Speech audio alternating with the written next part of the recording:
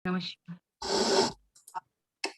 Om Sadashiva Samabhavam Shankaracharya-Madhyamam Asmadacharya-Paryantam Vande Guru Vande Paramparam. Om Sahana Om Bhavatu Sahana Sahano Bhavatu Bhunaktu Sahano Bhunaktu Sahaviryam Veeryam Karvavahai Karvavahai Tejasvinavadhitamastu Mavidvishavahai.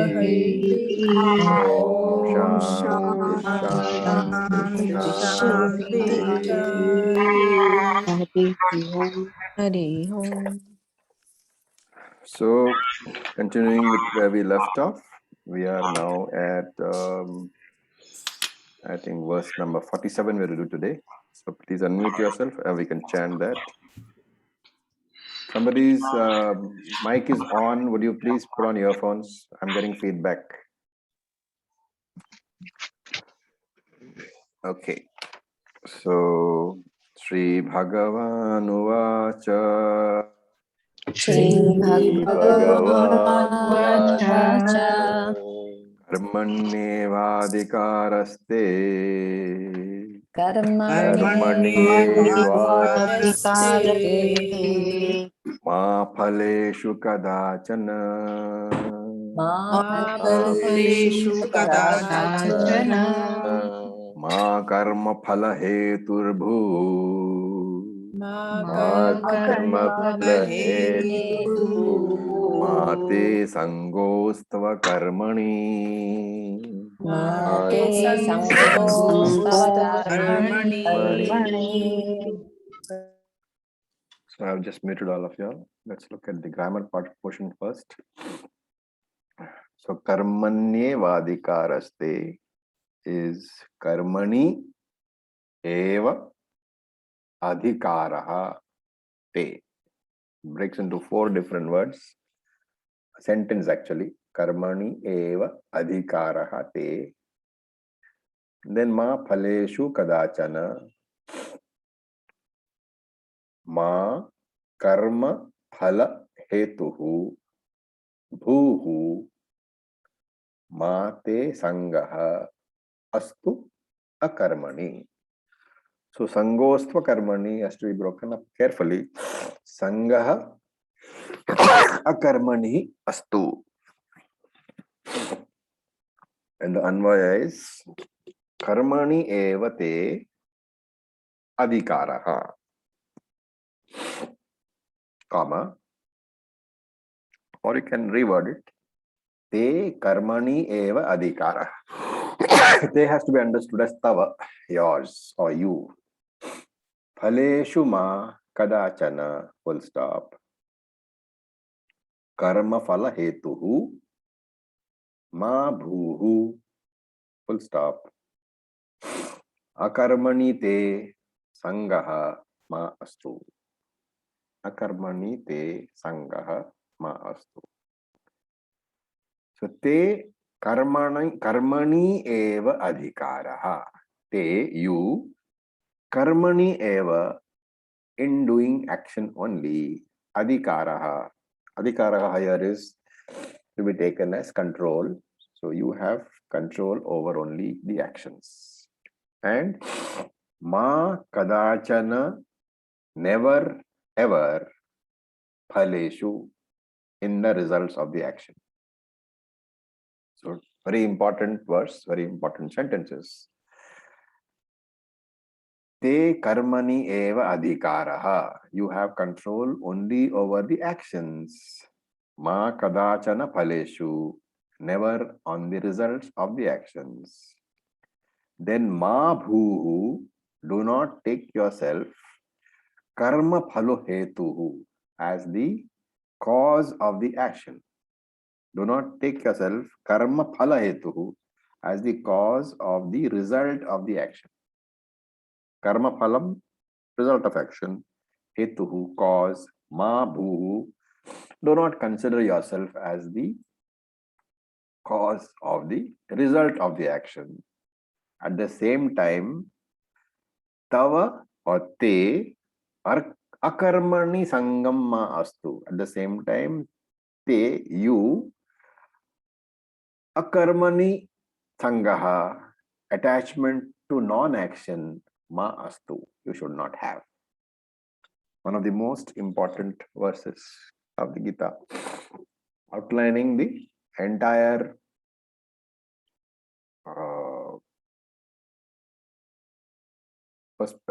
the entire profile of a karma yogi. So he says, your choice, your control is only over the actions, over your actions, never on the results of the actions. Do not consider yourself to be the author or the cause of the results of your action. At the same time, let your attachment, or let there be no attachment to inaction. Okay. Very, very important was laying down the principles of Karma Yoga. And to understand this, we should know that two important concepts we should know. Karma is important because all the time, everybody without exception in this world does karma. Karma here is action. When we say karma, we don't take the English meaning of, in English, people say this is your karma. When they say that, it means karma phalam. So as Vedantics, we are going to use words very in this precise meaning. Karma means action only. When we talk about the result, we will say karma phalam. Okay, so the general usage in English of karma is not being taken. Karma means karma, action. Karma phalam means your results of the action. And therefore, important things we should understand. Everybody always does karma. Nobody can sit for any time without doing karma. Therefore, karma is important. It's a thing which we are always doing. And that is why we should understand what is karma. Because you cannot avoid doing karma. You cannot sit without doing any karma. Everybody does karma. And number two, if everybody is doing karma, we should also understand that whatever karma I do, there is going to be a karma phalam.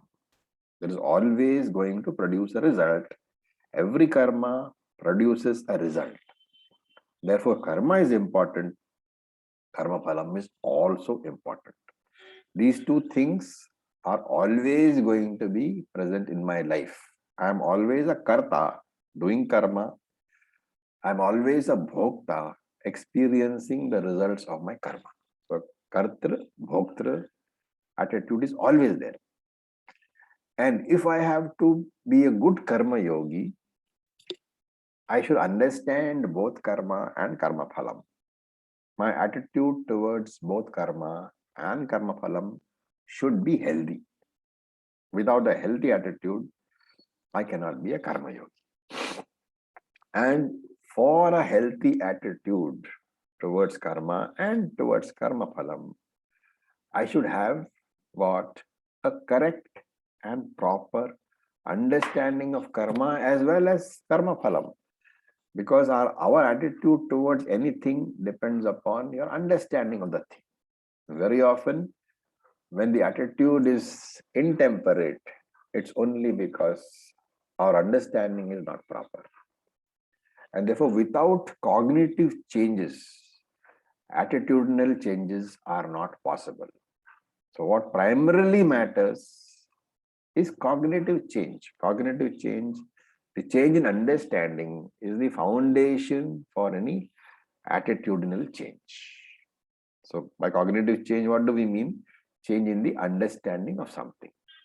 And unless you have understood something properly, how can you have a proper attitude towards it? And therefore, the foundation for a healthy attitude is a proper change in understanding, a proper cognition. And here in this verse, Krishna gives two very important principles. Two very important principles. So the first one is the first compound word, karmanne vadikaraste, which breaks up into te karmani adhikaraha asti. You have control only over your actions. First, to understand this verse, I have to understand that I have a free will. And Shastra says only human beings have free will. And this verse number 47, by way of establishing Karma Yoga definition, it is one of the very important verses which is taken as a pramanam for establishing free will. So in the case of animals, they lead an instinctive life. Animals have a programmed life. They cannot have a goal and then an objective in their life and then work towards that goal. That animals do not have. Their entire life is instinctive. All reactions of animals are instinctive, programmed by their karma, karma phalam. Everything is based around the bhoktrutvam only, around the experiencing of the karma phalam, which has led to the animal body. So they lead an instinctive life. As human beings, we have the power to learn from experience and to use our free will accordingly. And therefore, we have the ability to visualize a goal, project whatever is needed to achieve that goal, and then arrange our life so that we work towards that goal. This is possible only because of free will. Sway Ichha, it is called in Hindi or Sanskrit. Sway Ichha, free will. And whenever there is free will, wherever there is free will, what necessarily accompanies free will? Choice. And that is why Krishna says, Te adhikaraha asti. Hey Arjuna, you have a choice with regard to the action that you want to do. Which means for undertaking any action, you should use that choice judiciously, intelligently, and be a responsible person. You have a choice only in respect of this much. Choose an action and make sure that you analyze it and do it judiciously and intelligently. And Shankara here adds to this quarter verse, which is Te karmani adhikara asti. Shankara adds na jnana nisthayam. What is the meaning? He is saying that, hey Arjuna, Shankara is telling that by Krishna saying that you have choice only for action, Krishna is telling Arjuna that, hey Arjuna, you are currently fit only for Karma Yoga, not for Jnana Yoga. Why? Because Arjuna asked earlier, that what should I do? So he's saying, hey Arjuna, you are fit only for Karma Yoga. Why? Because Chitta Shuddhi is not there. Sadhana Chatushtaya Sampatti. That the 4 qualities required to come to Jnana Yoga is not there. So there is no Chitta Shuddhi. There is no purity of mind. Therefore, currently your eligibility is only for Karma Yoga, not for Jnana Yoga. Having said that, he says, Phaleshu kadachana ma adhikara asti. With regard to karma phalam, you do not have a choice. 2 very, very important lines. You have a choice in regard to the action which you want to take. You do not have a choice in regard to the phalam of that action. The consequences of that action, you do not have a choice. And therefore, hey Arjuna, you should examine every situation to know whether there is a choice for you. And you should also know those situations where you don't have any choice. Wherever there is a choice, intelligently operate your mind and make an appropriate decision. Use your free will, make an appropriate decision. Where there is no choice, where your intellect tells you that it is a choiceless situation, you also use your intelligence and accept that situation. So in situations where I have a choice, I can take action. I can do karma. In situations where I have no choice, I only accept. Okay, now this is one of those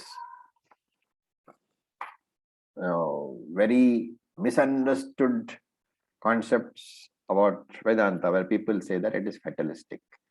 Now, this makes it very clear. This particular verse makes it clear that you do have choice in respect of some situations. So there is no question of fatalism. You have to use your intelligence, analyze the situation, and act appropriately. In regard to choiceless situations, the intelligent thing is not to struggle. Struggling in a choiceless situation is not an intelligent thing to do, because you cannot influence choiceless situations. And therefore, in situations where there is no choice, I should accept it intelligently without resentment, understanding the law of karma. Wherever there is a choice, yes, I should exercise my free will and try to improve the situation. So, karma vishaye adhikara asti. In respect of karma, there is a choice. Karma phala vishaye adhikaraha nasti. In respect for karma phalam, consequences of action, there is no choice. So, whenever I have a choice, exercise free will to improve the choice.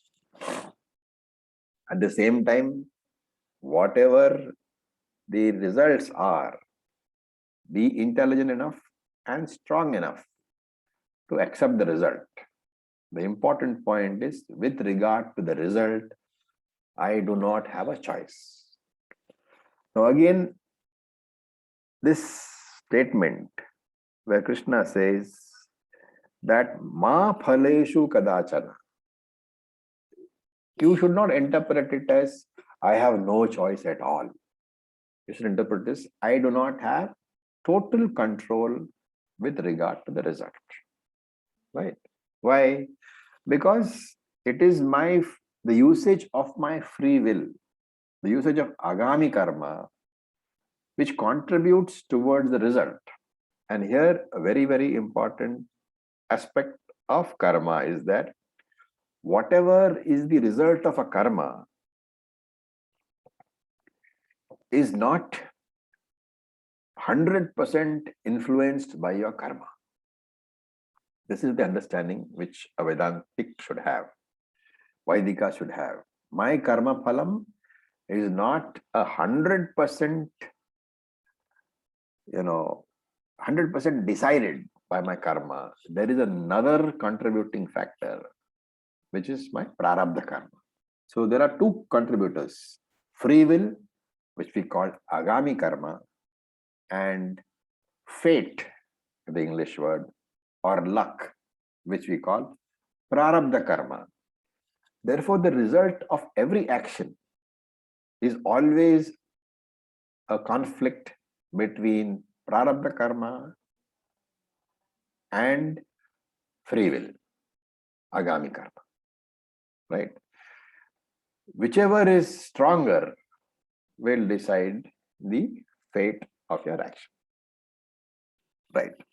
Then, so Krishna is saying here, remember Arjuna, that the result of this war is not dependent solely on your abilities as a warrior. It is dependent also upon the prarabdha karma of yours. So there is a conflict always between fate and free will, between agami karma and prarabdha karma. And therefore Krishna says here, ma karma phalo hetu bhuhu. Do not think that you are the sole contributor. You have to understand that there is another contributing factor, which is prarabdha karma. And therefore, at the same time, what should you do?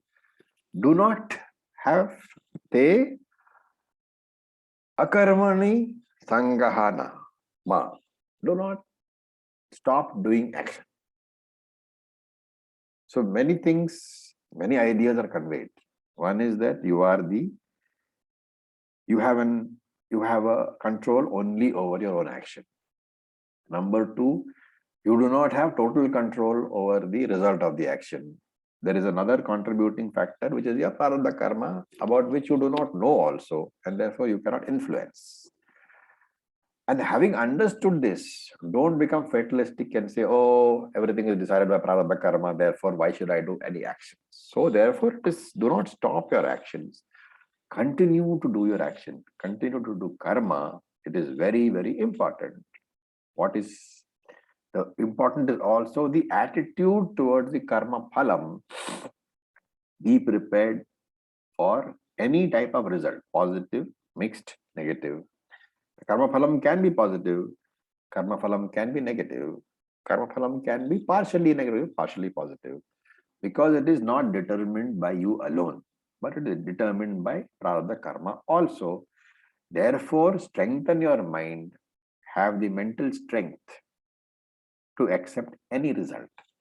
This is the intelligent attitude towards karma phalam. And therefore, it says, phaleshu kadachana adhikaramaha. You cannot determine the result entirely. To understand this, we have to supply entirely. If you simply say, I have no control of the result, it leads to fatalism.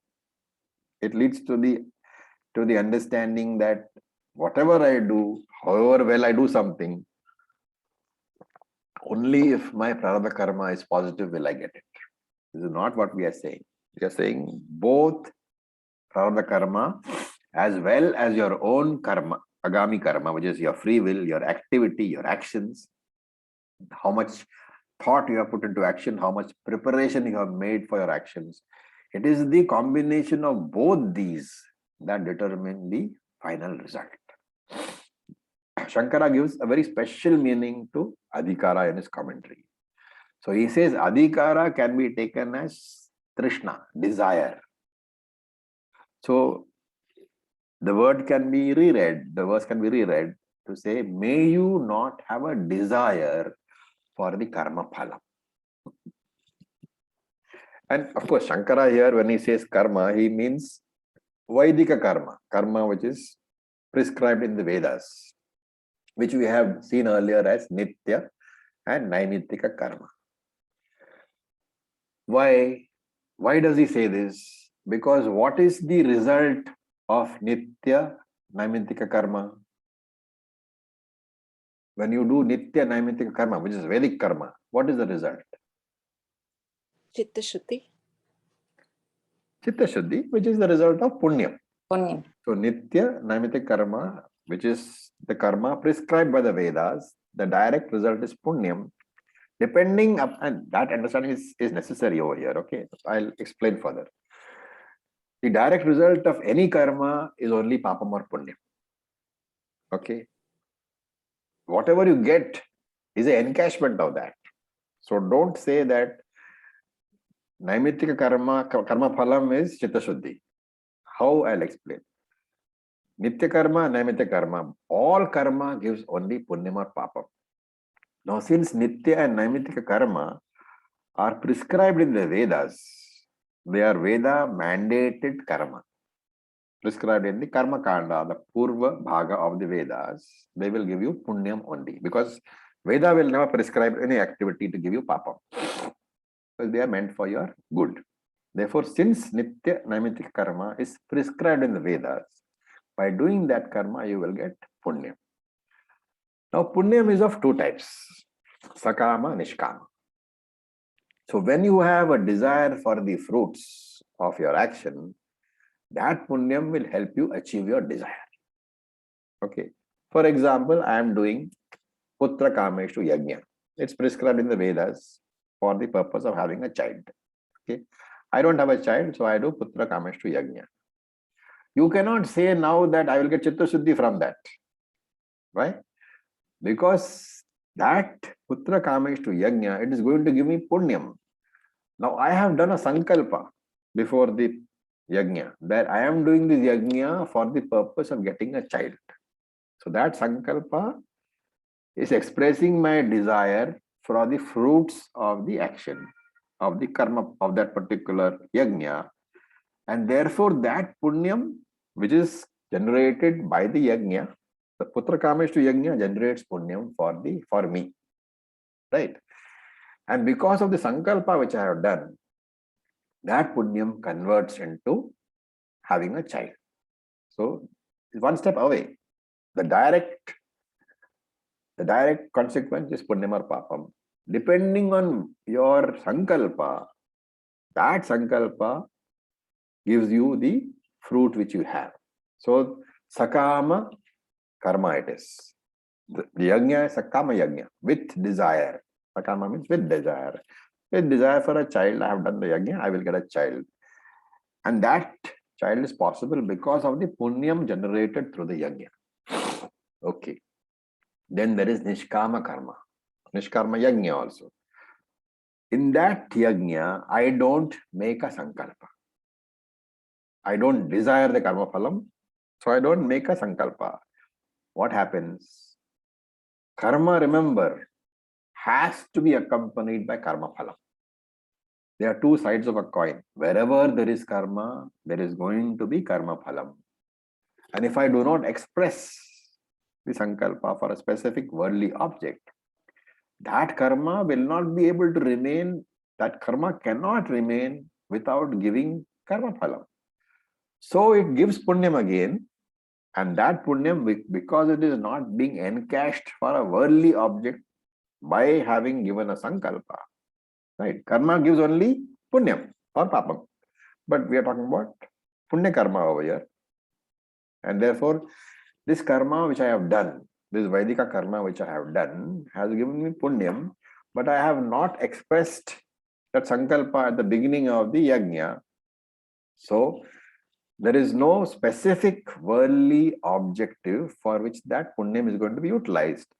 But that karma cannot remain without giving phalam. It gives the punyam. That punyam gives you chitta shuddhi. Okay? That punyam, because it is not being encashed for the purpose of a worldly objective, that punyam gives you chitta shuddhi. Is that clear? How karma phalam works?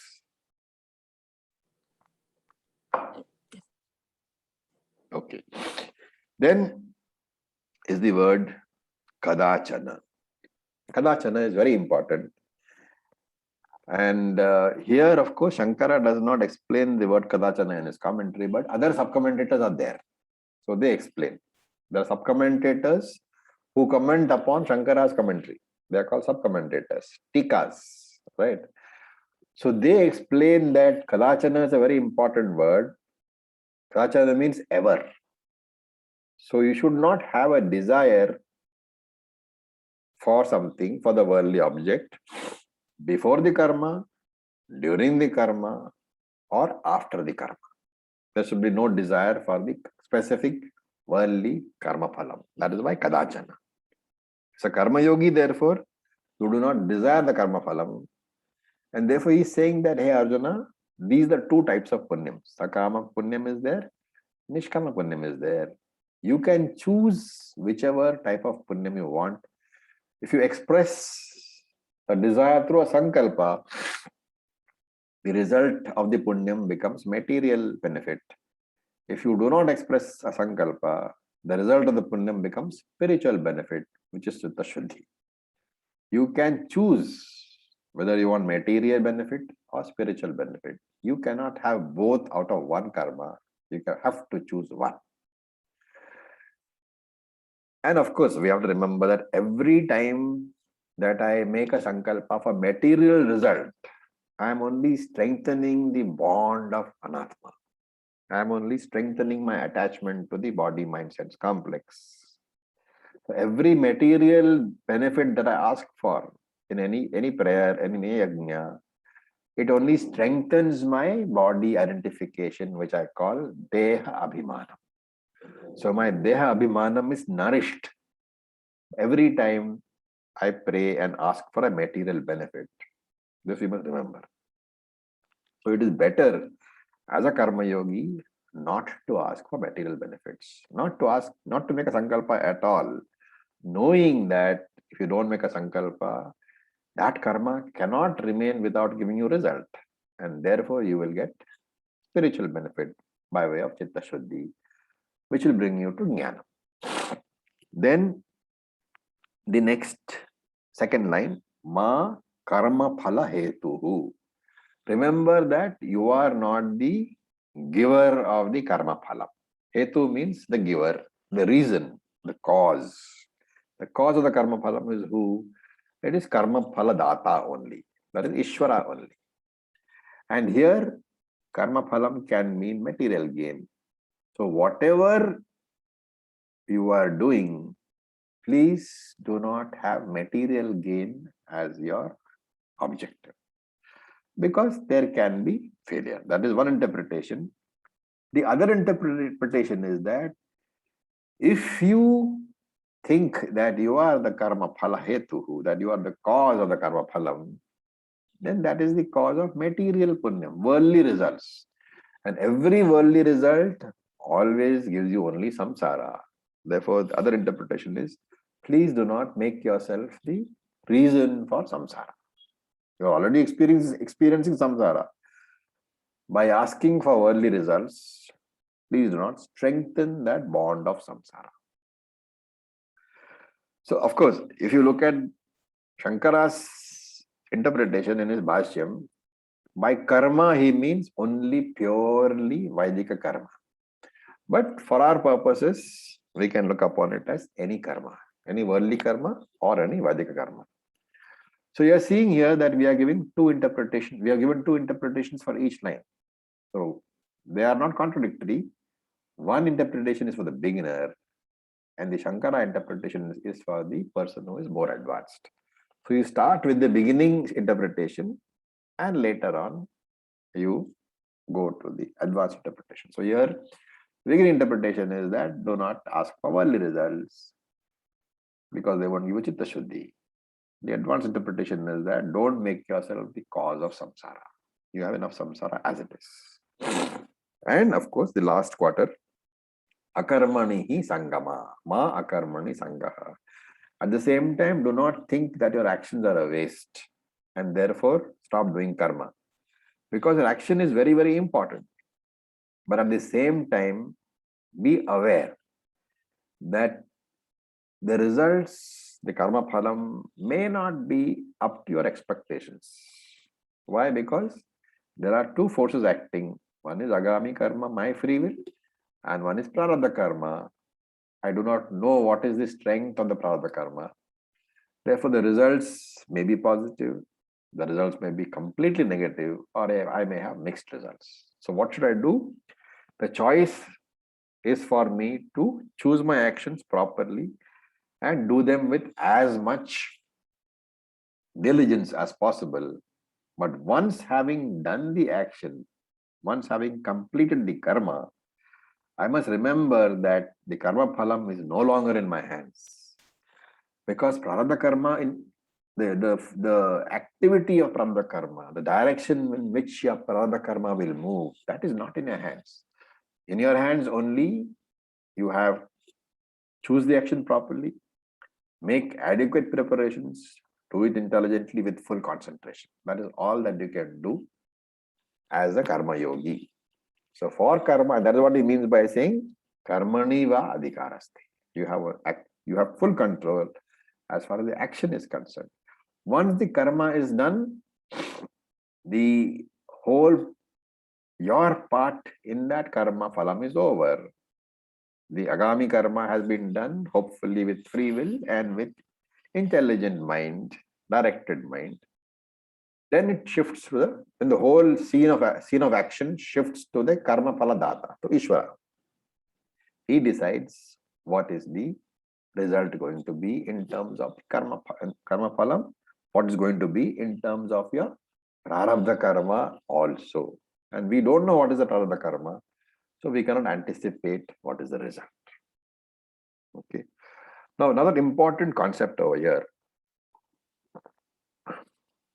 which normally we bring in at a later stage, but I thought I would tell you.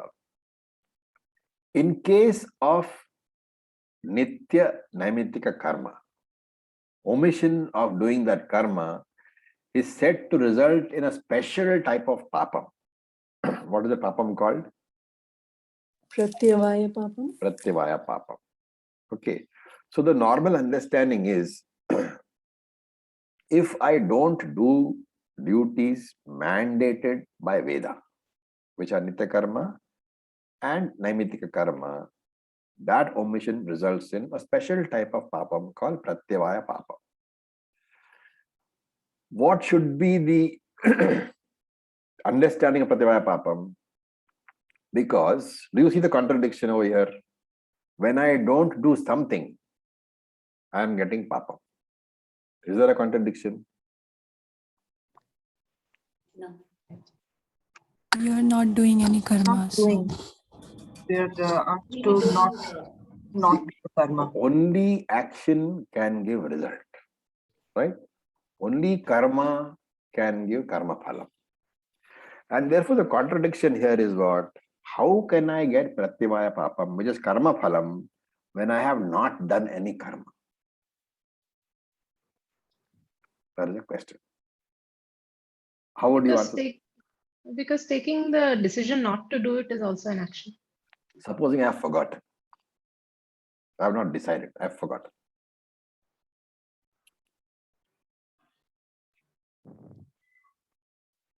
Then what? Carelessness, Raviji. Because we are running away from Carelessness is not an action. Okay, so let me tell you, there is a very established rule in Vedanta that from a non-existent cause, an existing product cannot come. Okay. Remember that karma and karma phalam, what is the relationship? Cause effect, right?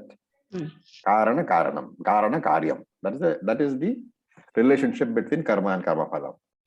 Now, if you are saying that by not doing karma, that is by omitting my nitya naimitya karma, which effectively means not doing karma, there being no karanam, how can this karyam of pratyavaya papam emerge? This is a question which is discussed at length.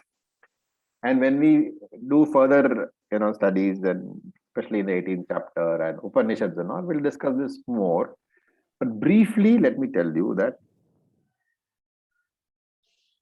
whenever there is no cause, there cannot be an effect. This is a very well-established rule in Vedanta.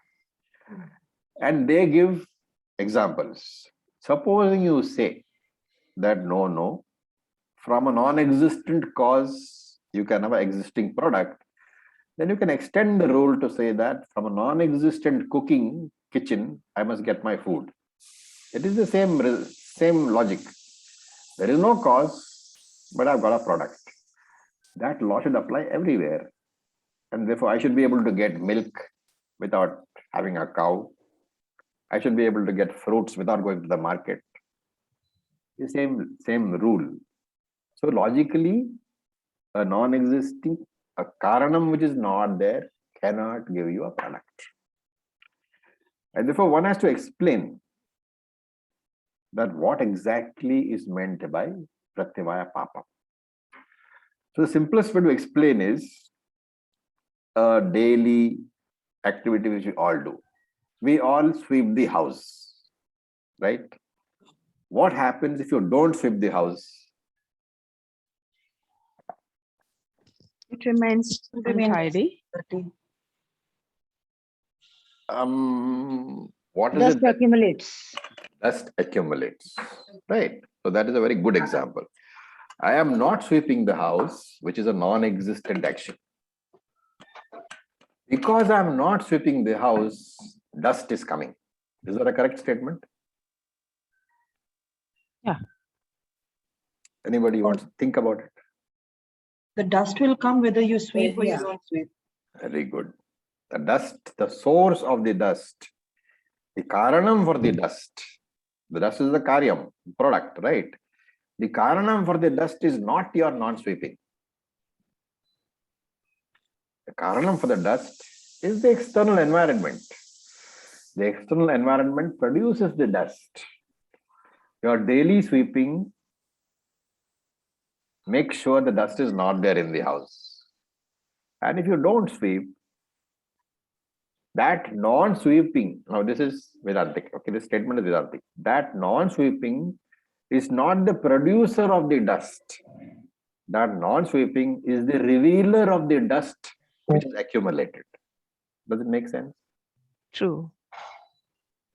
And therefore, your omission to do Nitya Naimittika karma, what does Nitya Naimittika karma do? It produces punyam. That punyam reduces the papam which you have on a daily basis. So your Nitya Naimittika karma is the cleaning activity for yourself, for regular papam which you do, killing the cockroach, spraying mosquito spray and killing the mosquitoes. These are all normal papam, unavoidable papam which we do. And Nitya Naimittika karma is eliminating, it is the cleaner of that papam. By not doing Nitya Naimittika karma, that papam accumulates. So the omission to do Nitya Naimittika karma is not the producer of Pratyavaya papam. It is the revealer of the accumulating papam. That revelation is called Pratyavaya papam. So omission of the karma, the Pratyavaya papam therefore has to be taken as not being produced, but as having been revealed. I hope it is clear. It's a very important concept. Yeah. Okay, any questions of her? Because you will find people saying that you don't do this karma and papam will result. As a Vedantic, you should say no. This is this omission. The omission to do this kind of Nitya Naimittika karma is a gyapakam. It is a revealer, not a producer. Om Raghuji. Yes, please. So if there's an inaction, there can be an inaction due to omission, as you said, forgetting, or there can be an intentional omission. There can be intentional omission, but tell me one thing, that supposing you intend to kill somebody, Yeah. and you don't follow through the action, what happens? I still have papam. Hey, you damaged nobody but yourself. Yeah, but I have intended wrong. The I've intention, intended- intention has no meaning unless accompanied by karma. The intention fructifies into papam or punyam only when the intention is fructified. What happens is you weaken your mind. That is different. So are we saying the intention, the mindset or the intention at any action, at any karma does not have a phalam? Not unless the karma is completed. So now you see why we say that if you're walking around and you step on a cockroach without the intention, there is no papa.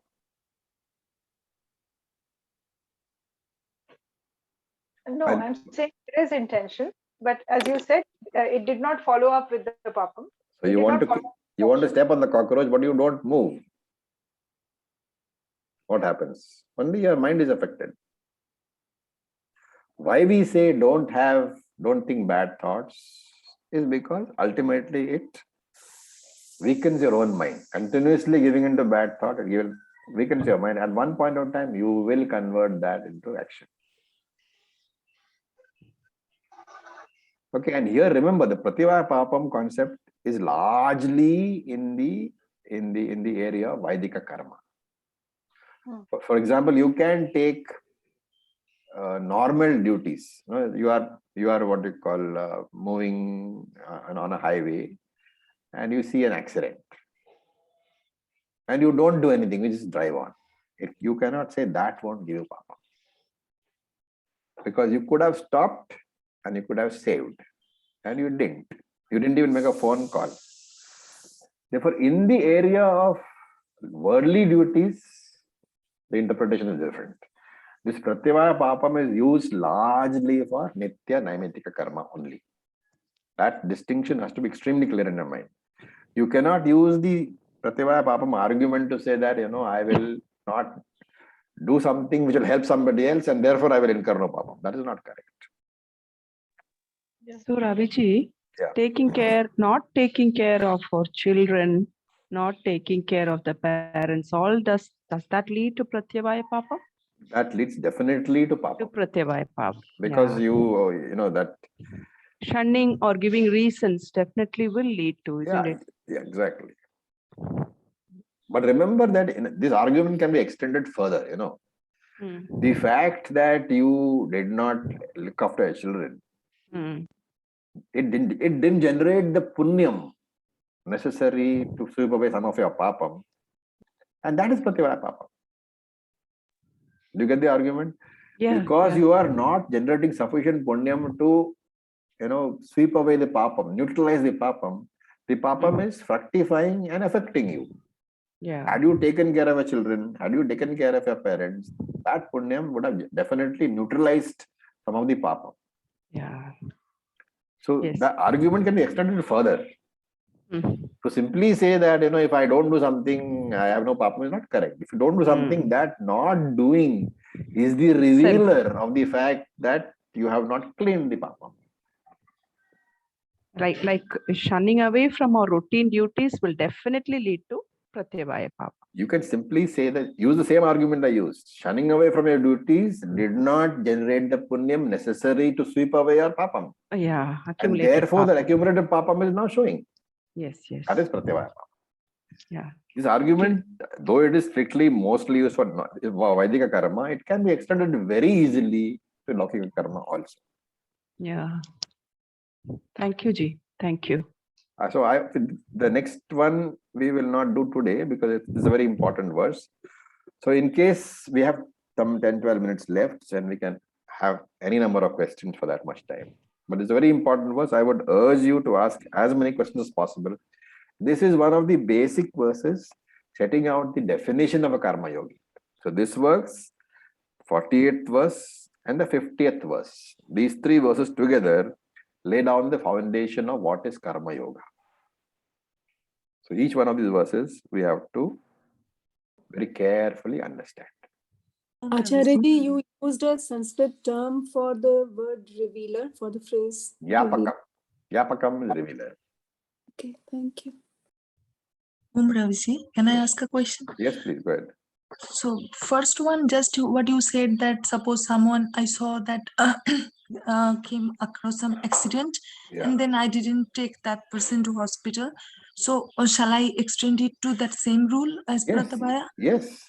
Had you stopped and called up the So, police or called up the Punyam. hospital, Yes, yes. what will happen? You would have Punyam will generated be punyam. generated. Okay. That And punyam has not been generated, yes, and Acharya. therefore it is going to affect whatever accumulated papam you have. Gyapaka. Yeah. Okay. Second question. Some days back, maybe months or something, once you told that when Sri Krishna is telling Arjuna to fight, and then he's telling, even if you don't fight, they are going to die. Yes. So in that case, and now it's the result is dependent on Arjuna's karma, present karma, that is Agami, and then Prarabdha both. And like, so whoever is in the war, so in that case, if the result is already being decided that those people will die, now Arjuna's action, free will, how it is, coming into picture. It is, because if Arjuna says, I won't fight, Krishna is telling Arjuna that whether you fight or not, the prarabdha karma of those people has come to a state where they have to die.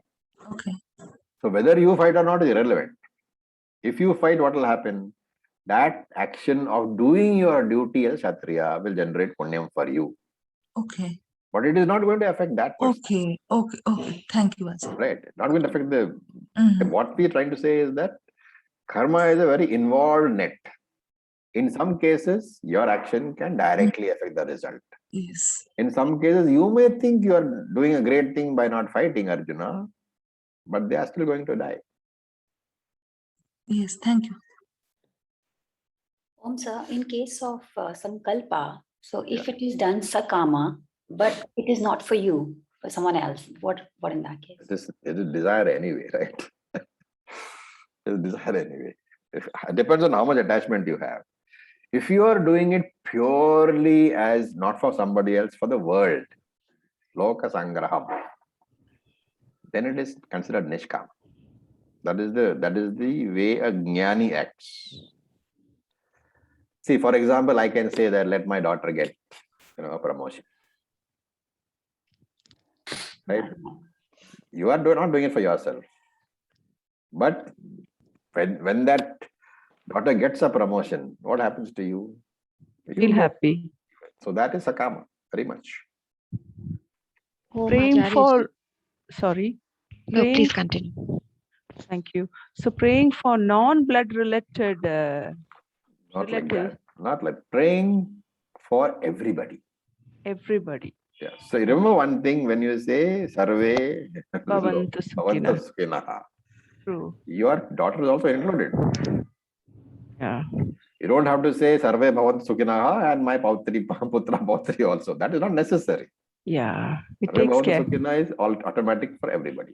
And True. but you are saying that this action of mine is sattvic because the maximum number of people are being benefited. Hmm. Om Thank you. Acharya. Yes, please. The sankalp for self spiritual unfoldment. How would we take that sankalp? As if we have a great desire for our spiritual growth, then where does that place us? You don't do a Is- sankalpa. You simply tell the Lord that whatever I'm doing ultimately. I'm sort of dedicating it to you. I am not doing a sankalpa. If you do that, automatically you will get Chitta Shuddhi. And if you ask for Chitta Shuddhi also, it has no extra addition because you're already getting that punyam, which will give you Chitta Shuddhi because you're not making a sankalpa. Even if you make the sankalpa, you're going to get the same Chitta Shuddhi. That is why the sankalpa for Chitta Shuddhi is considered as good as not making a sankalpa. Okay. Because you're going to get that result anyway. Because the karma cannot not give you a result. Thank you, Acharya. It's blunt, whatever.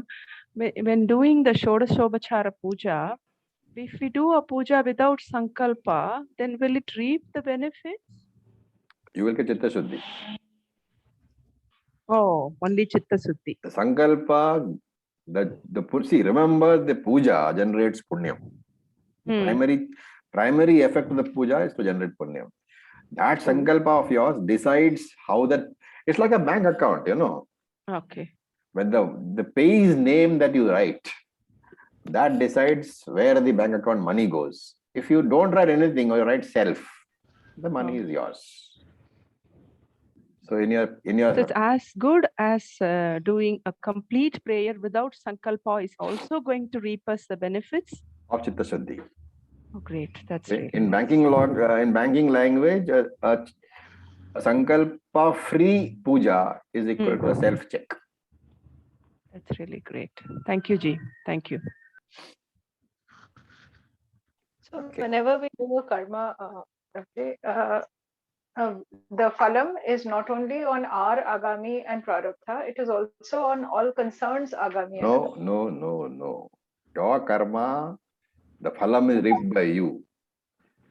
The others, What I mean is the result, not the phalam to me. I mean what will happen, the consequence. the consequence of which happens to others is essentially a consequence of their own karma, prarabdha karma. Okay. In which you have played a part. Right? That is why later on Krishna says that karma is a very involved web. The law of karma is not isolated. Your activity here can trigger off something else somewhere else. You will never know about it. How many people are affected by any action?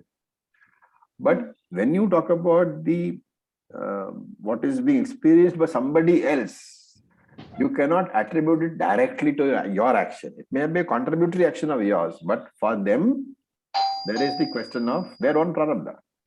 You take the example of a car. You are driving a car, okay?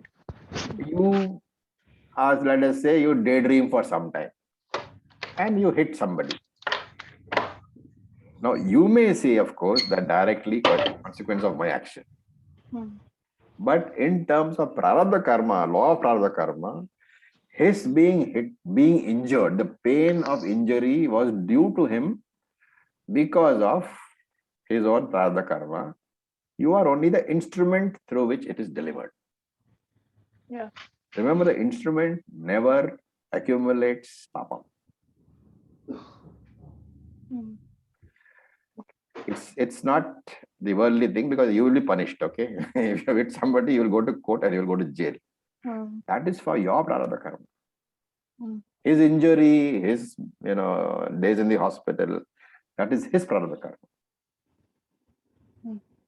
Acharya ji, I have a question. When it comes to the prarabdha karma, right now when I'm thinking of it, we think in terms of all people regardless of age. But then there are children who experience, say, maybe harm or abuse at the hands of adults. Yes. And how do we understand prarabdha karma, or how do we logically or rationally even understand it for children? Why not? Child is a jiva, he's got prarabdha karma. But when it comes to, say, the abuse that they would experience at the hands of adults, Yes. that is, on one way, it is the agami of the adult who's perpetuating that kind of abuse, and that is one side of it. Yes. So when are we actually getting emotionally attached by saying that, by giving it a physical age, saying this is just a child and how could that happen? And that is, it's just you are feeling compassion, you are feeling sympathy for a small child. But in terms of the law of karma, that child is a jiva. The jiva has certain prarabdha which he has to experience. The deliverer of that prarabdha is the adult. To understand the law of karma, you have to step into Ishvara's shoes, which means you have to be a bit insensitive. But in operating in the world, your compassion should be very much in play. You cannot say that that child's prarabdha karma is there and therefore I will not help. That is wrong. You have a duty to help. By not doing the duty, you will incur pratyavaya papa. But in understanding, yes, you have to say that. Why? How do you say? Like, if you say that this is not correct, then how do you account for a small child dying very painfully at the age of less than 1? Let us say. It is prarabdha karma only. Otherwise, you have to render Ishvara as being cruel. The interpretation that Ishvara is cruel is not correct. Ishvara is compassionate. Only he is bound by the law of karma. Law of karma operates independent of emotions. Emotions are in the Vyavaharika world, in the relational world, in the transactional world. We have to ensure that we use our compassion wisely. But in understanding the law of karma, there is no rule for compassion. Their attachment only is the problem. Understood. Thank you, Acharya. So, to understand the law of karma may sound very heartless. Vedanta is telling you that jo hona tha, wo to okay hi rahega. What is going to happen is going to happen. Ultimately, you would understand it as the interplay of your agami karma, your prarabdha karma, both.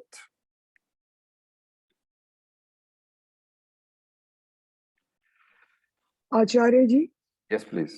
in Vishnu Sahasranam, we have understood that whatever is happening or whatever we are doing, it is just Vishnu is doing. It is not our doing. So we are not doing any karma. We are not doing any karma. That understanding is incorrect. The understanding is that, okay, I'll give you an example. Take one example of, let us say, a heart-lung machine. What does it do in a hospital? It saves lives. And take an electric chair. What does it do? It takes lives. What is required for either of these instruments to function?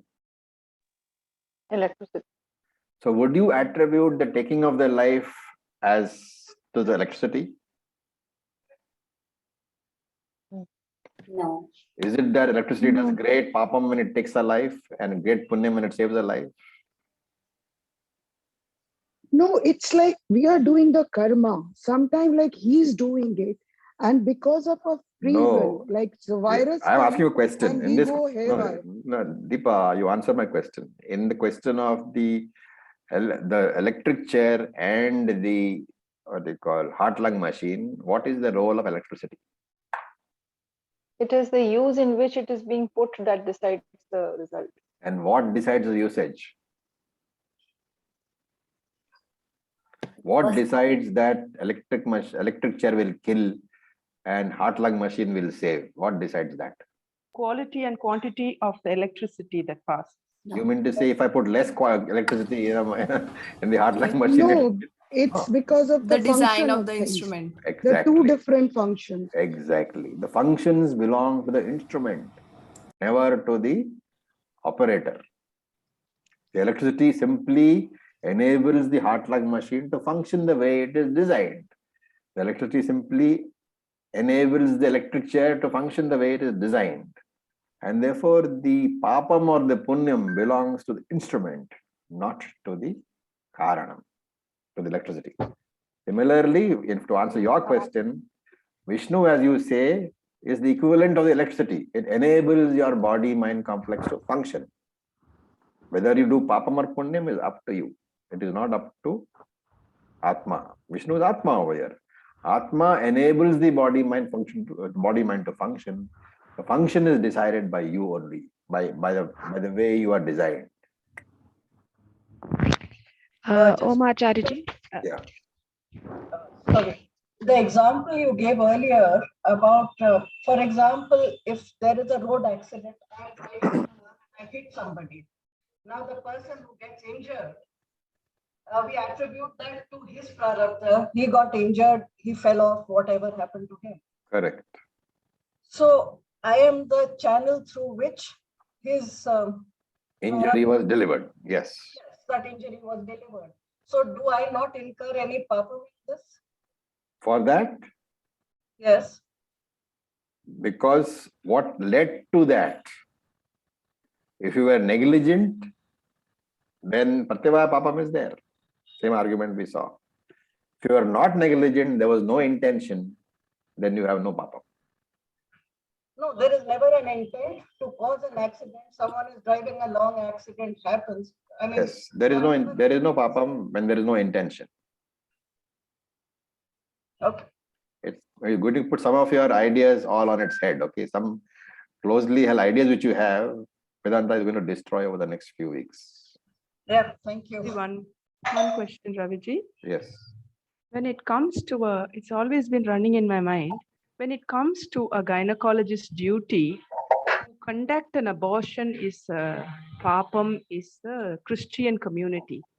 So when a gynecologist does an abortion because it's a bad baby or the couple's choice, will it incur papam?